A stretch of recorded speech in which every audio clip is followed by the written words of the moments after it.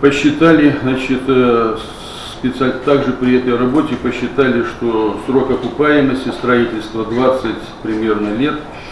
Вот, посчитали, что социально-экономический эффект от построенной дороги будет, значит, равняться 46 миллиардам рублей. Значит, ну, там они считали разные позиции: сокращение времени пребывания пассажиров в пути, от снижения транспортно-эксплуатационных затрат, от снижения экологической нагрузки и так далее.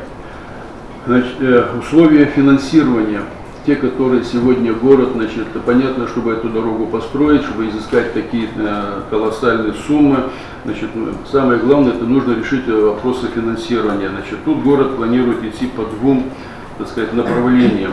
Первое направление – это бюджетное финансирование, использование 3 бюджетов: федеральный, краевой, городской. И второй путь, значит, это привлечение инвестиций, то есть заключение концессионного соглашения, в рамках которого, значит, будущий, так сказать, инвестор подписывает договор, сам за свои финансовые ресурсы выполняет проектные работы, сам, значит, выполняет строительно-монтажные работы и берет этот объект себе в эксплуатацию.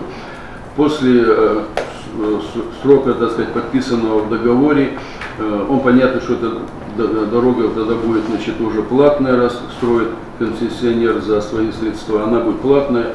После окупаемости проекта и получения рассчитанной там нормы прибыли, которая будет подписана в договоре, эта дорога передается городу, и она уже будет тогда работать, так сказать, уже на обычной бесплатной основе.